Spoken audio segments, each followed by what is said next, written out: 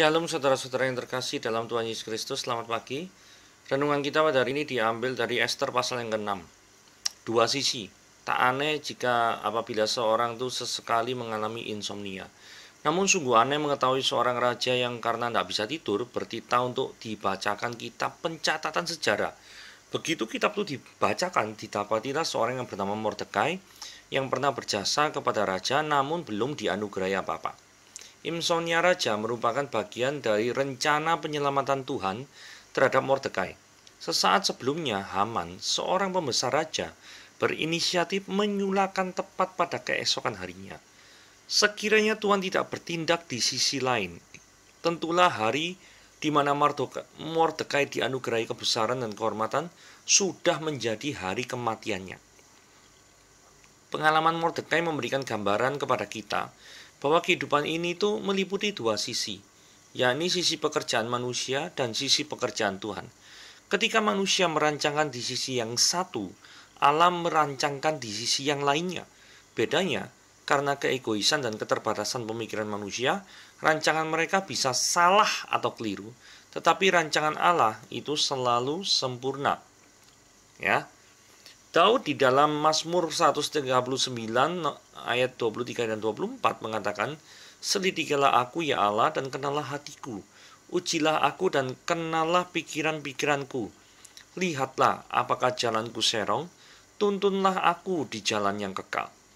Daud mempersilahkan Tuhan bekerja di sisi lain kehidupannya, yang dia yakini terlebih baik dari jalan-jalannya. Mengetahui kehidupan tidak meliputi satu sisi, kita bisa merasa tenang. Di tengah ancaman kejahatan, Allah itu merancangkan upaya penyelamatan. Begitu jalan kita melenceng ke kiri dan ke kanan, Dia tidak tinggal diam. Allah turut bekerja di sisi lainnya untuk mendatangkan kebaikan. Pekerjaan Allah di sisi lain kehidupan ini merupakan koreksi dari pekerjaan manusia di dunia. Oke, mari kita lihat pembahasannya ya. Apakah yang akan menimpa orang yang sombong? Apakah dia tetap bisa bertahan di hadapan Tuhan yang suci dan mulia? Oke, mari kita bahas ya. Ayatnya yaitu Ester pasal yang ke-6. Pada malam itu juga raja tidak dapat tidur, maka bertitahlah Baginda membawa kitab pencatatan sejarah, lalu dibacakan di hadapan raja. Dan di situ didapati suatu catatan tentang Mordekai yang pernah memberitahukan bahwa Bigtan dan Teres, dua orang sita-sita raja yang termasuk golongan penjaga pintu, telah berikhtiar untuk membunuh Raja Ahasiweros. Maka bertanyalah raja, kehormatan dan kebesaran apakah yang dianugerahkan kepada Mordekai oleh sebab perkara itu? Jawab para biduanda raja yang bertugas pada Baginda, kepadanya tidak dianugerahkan suatu apapun. Maka bertanyalah raja, siapakah itu yang ada di dalam pelataran?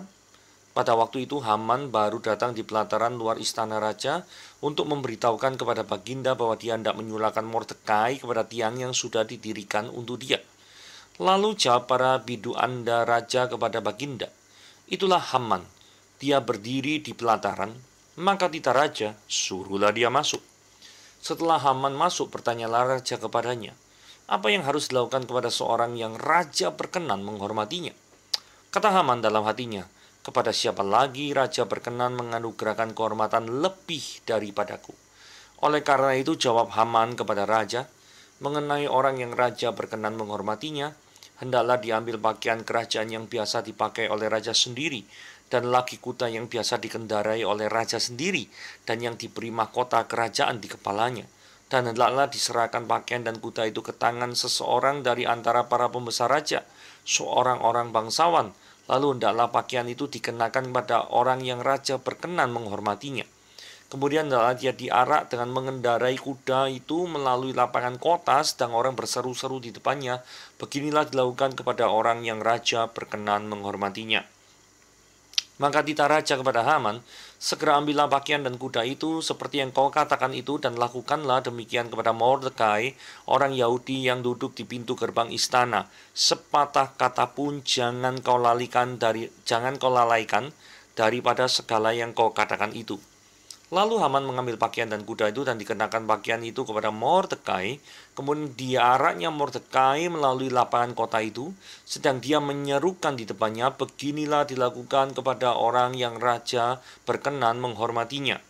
Kemudian kembalilah Mordekai ke pintu gerbang istana raja, tetapi Haman bergesa-gesa pulang ke rumahnya dengan sedih hatinya dan berselubung kepalanya. Dan Haman menceritakan kepada Seres istrinya dan kepada semua sahabatnya apa yang dialaminya.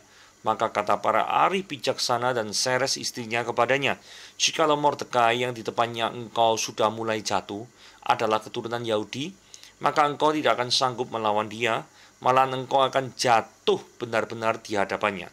Selagi mereka itu bercakap-cakap dengan dia, datanglah sida-sida raja, lalu mengantarkan Haman dengan segera ke perjamuan yang diadakan oleh Ester.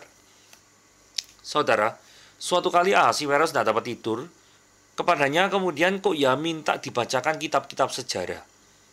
Nah, terus kok ya kitab-kitab sejarah yang dibacakan, gitu, di antara semua orang yang pernah berjasa terhadap Ahasiweros, kok ya yang tepaan yang dibacakan itu ada seorang Yahudi yang namanya Mordekai. Ini kan luar biasa ya.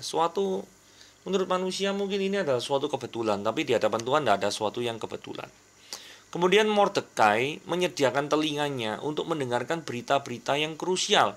Saudara, ayat 2 itu kan katakan Mordekai itu dengar. Bigtan Teres, 2 orang sida-sida ini mau rencanakan membunuh raja. Jadi ini satu contoh yang baik ya. Jadi Mordekai itu tidak membiarkan telinganya pada gosip-gosip murahan sing tidak karu-karuan. Tapi Mordekai itu menyediakan telinganya untuk mendengarkan berita-berita yang benar-benar penting. Saudara, yang menarik gini, apa sih pentingnya Mordekai yang adalah orang Yahudi untuk menyelamatkan Raja Ahasiweros yang orang Persia? Saudara, Mordekai tahu walaupun dia bangsa Yahudi, tapi dia dipercaya sebagai penjaga pintu, dan itu merupakan suatu kehormatan. Sehingga dia menghargai, walaupun dia itu berada di dalam pembuangan, tetapi dia dipekerjakan oleh Ahasiweros yang adalah Raja Persia dan diberi kepercayaan.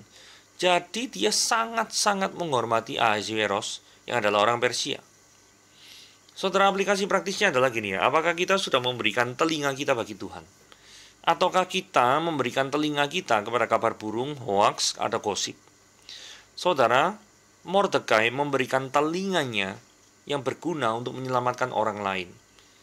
Jadi, tidak ada yang sia-sia terhadap apa yang didengar oleh Mordekai. Jangan sampai kita mau mendengar sesuatu yang sia-sia. Berikutnya, Ahasiweros ternyata tidak melupakan jasa orang yang menyelamatkan nyawanya. Praktisnya adalah gini ya. Apakah saudara itu pernah melupakan jasa orang yang memberikan hidup kekal kepada saudara? Siapa yang memberikan hidup kekal kepada saudara? Yesus bukan? Apakah saudara pernah melupakan Yesus dalam kehidupanmu?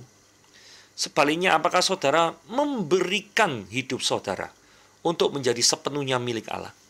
Bukankah ketika Kristus Yesus mati di kayu salib, dia sudah menebus hidupmu dengan harga yang mahal, yaitu darahnya sendiri?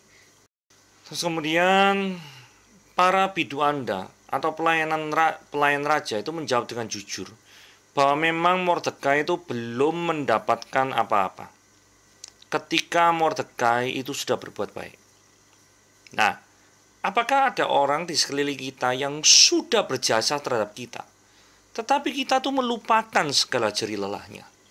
Nah, saudara, ayat 3 ini menjadi teguran bagi kita semua. Hendaklah kita senantiasa setidaknya mengingat jasa orang-orang yang pernah menolong kita. Dan jikalau Anda belum mengucapkan terima kasih atau memberikan sesuatu sebagai tanda penghargaan dari kita untuk mereka, berilah daripada tanda penghargaan itu. Sama seperti ketika raja memberikan penghargaan yang luar biasa besar terhadap Mordekai. Ya. Kemudian ayat 4. Haman ini ya, saya menduga datangnya pasti malam-malam. Karena raja kan tidurnya malam, gak bisa tidur, terus minta dibaca buku sejarah itu toh. Nah, pada waktu itu raja tanya, loh, itu kok ada orang di pelataran malam-malam ini sopo? Gitu. Nah, itu Haman. Nah, Haman ini kenapa kok datang malam-malam pada raja?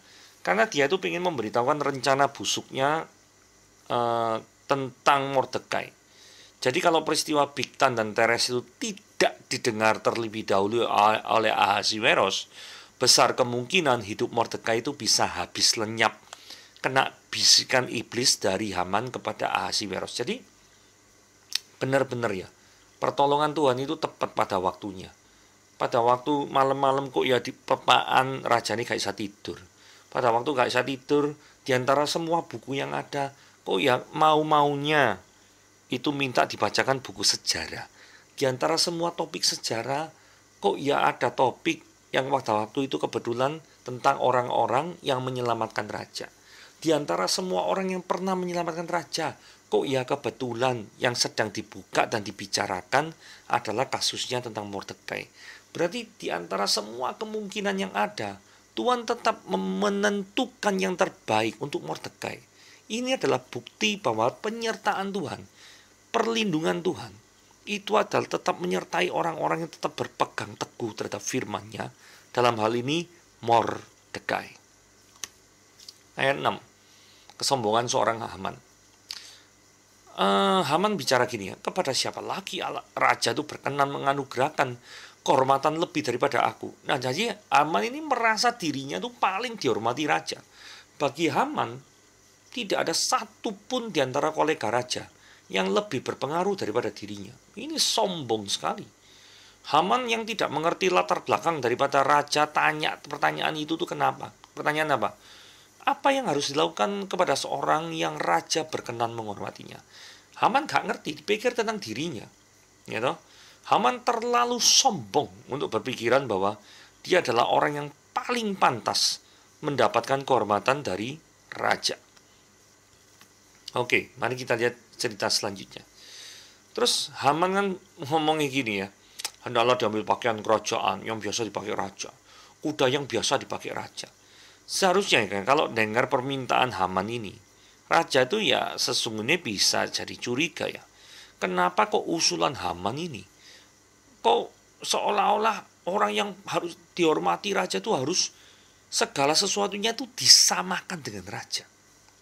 Tapi bisa jadi raja ini tidak curiga, karena kan dia berpikir bahwa ini adalah hadiah untuk Mordekai. Ya ada dua sisi lah ya. Tapi kalau dari pernyataan Haman ini kita bisa lihat ya, Haman tuh pengen dirinya, mungkin Haman tuh pengen dirinya tuh dianggap sebagai raja dan menikmati segala fasilitas raja. Luar biasa ini. Ayat 9. Hendaklah diserahkan pakaian dan kuda itu ke tangan seorang dari antara para pembesar raja, orang-orang bangsawan. Ya. Terus Haman ini rupanya ingin dirinya itu ya dihormati oleh antar sesama para pembesar raja. Saudara perhatikan baik-baik ya. Sing ayat 9-nya. Hendaklah diserahkan pakaian kuda itu ke tangan seorang di antara para pembesar raja. Loh kok tidak mau langsung diserahkan kepada orang yang paling dihormati? Kok harus melalui para perantara para pembesar raja? Tujuannya apa? Tujuannya kan supaya Haman itu, kan dia berpikir ini dirinya loh. Dia kan pernah saat itu berpikir orang kehormatan itu adalah dirinya. Dan dia pengen dirinya itu tidak cuma dihormati raja, tapi diakui oleh para pembesar yang selevel dengan dia. Nah ya. Karena itu sampai ayat 9 Haman masih berpikiran bahwa kehormatan itu adalah untuk dirinya. Jadi Haman ini ingin dirinya tuh diviralkan lewat jalur istana. Karena apa? Pengen dielu-elukan. Saudara yang biru ya. Yang warna biru. Sedang orang yang berseru-seru di depannya. Beginilah dilakukan kepada orang yang raja berkenan menghormatinya. Ada orang yang bersorak-sorai di depannya. Nah ini kan kemauan Haman kan pengen diviral no. Bahwa aku ini setara dengan raja. Lihat kuda yang ku kendarai, kudane raja. Lihat pakaian yang aku pakai, pakaiannya raja. Waduh. Saudara, kalau punya anak buah model kayak gini pasti perlu hati-hati ya. Karena jangan-jangan dia pengen merebut tahtamu. Ya. Ayat 10. Dan lakukanlah demikian kepada Mordekai, orang Yahudi yang duduk di pintu gerbang istana. Saudara, ayat 10 ini bagaikan kilat halilintar atau bahasa Jawa ini samber geledek di siang bolong bagi seorang Haman. Haman yang selama ini berpikir orang yang paling dihormati adalah dirinya. Kok ternyata orang yang dihormati raja adalah orang yang mau dibunuh oleh Mordekai. Bagaimana mungkin memberikan fasilitas yang sangat luar biasa kepada orang yang hendak dibunuhnya? Coba saudara bayangkan bagaimana rasanya ya, jika orang yang saudara musuhi itu menjadi orang yang harus saudara sanjung-sanjung setinggi langit. Dan masalahnya bukan orang lain yang menyanjung, tapi Anda sendiri yang harus menyanjung musuhmu. Bagaimana rasanya itu? Sangat-sangat tidak enak, bukan? Itulah yang dialami oleh Haman. Ya toh? Tapi Haman nggak ada pilihan lain kecuali tepat melakukan seperti yang dikatakannya sendiri. Ini senjata makan tuan. Mordekai loh tidak pernah meminta untuk diperlakukan seperti itu. Bahkan mungkin terlintas dalam pemikirannya pun tidak. Tetapi dengan seperti itu, ya toh? Justru dengan tidak pernah terlintas, itulah yang didapatkan oleh Mordekai. Dan yang terpenting sebenarnya bukan Mordekai itu dielulukan, kemudian mengenakan pakaian, mengenakan daripada kuda raja. Terus itu ada orang yang di depannya berseru-seru, demikianlah orang yang kepadanya raja menghormatinya. Bagi Mordekai hal itu tidak penting. Yang terpenting adalah pertolongan Tuhan ketika Mordekai diselamatkan. Karena hidupnya terancam, hampir terancam dengan bisikan iblis daripada Haman. Justru yang paling penting itu. Ya. Mordekai itu setelah diarak kayak gitu, perhatikan ayat 12. Kemudian kembalilah Mordekai ke pintu gerbang istana, balik lagi ke pekerjaan semula. Mordekai ketika dielu-elukan gitu, nggak ngomong setelah itu, oh iya ya, Haman ini kurang ajar nih, mau jegal saya. Sekarang giliran saya sudah ditinggikan, saya akan ngomong mbak raja lah, supaya Haman ini disikat. Enggak. Mordekai tidak melakukan hal-hal yang seperti itu. Saudara, ayat 13 ini adalah rasa frustasi Haman. Ngomong ambil istri ini Seres, ngomong ambil teman-teman nih, aku iki mau menjatuhkan orang Yahudi, malah aku sendiri yang kena batunya. Orang terdekat Haman pun tuh bisa membaca. Ternyata Mordekai ini bukan orang yang sembarangan. Mordekai adalah orang yang disertai Tuhan. Dia bukanlah orang yang sembarangan yang bisa dengan mudah dijatuhkan oleh Haman. Sesungguhnya perbuatan mulia dari Mordekai lah yang memang menyelamatkan nyawanya sendiri. Yaitu perbuatan waktu melaporkan Bigtan dan Teres yang mau membunuh daripada Raja Ahasiveros. Kalau Mordekai tidak pernah melakukan perbuatan yang mulia itu, ya dia tidak bisa diselamatkan. Ya toh? Karena jikalau dia tidak pernah menyelamatkan raja, maka dia perbuatannya juga tidak ada satupun perbuatan mulia yang tercatat. Lah kalau tidak ada yang bisa tercatat, maka ketika raja waktu itu ingat kitab sejarah, tidak ada satu catatan pun tentang Mordekai. Ya, jadi yang menyelamatkan Mordekai sebenarnya juga dirinya sendiri. Tapi atas pertolongan Tuhan, Tuhan menggunakan perbuatan baik Mordekai itu untuk menyelamatkan dia dari bisikan iblis seorang Haman. Dan yang 14 ini menariknya. Selagi mereka bercakap-cakap, ini Haman ngomong-ngomong sama konco-konco nih gitu ya, ngomong sama istrinya. Terus datanglah suruhan raja, terus ngomong gini, Haman ini dipanggil perjamuan yang diadakan oleh Esther sang ratu. Nah, ayat 14 ini adalah awal malapetaka bagi Haman.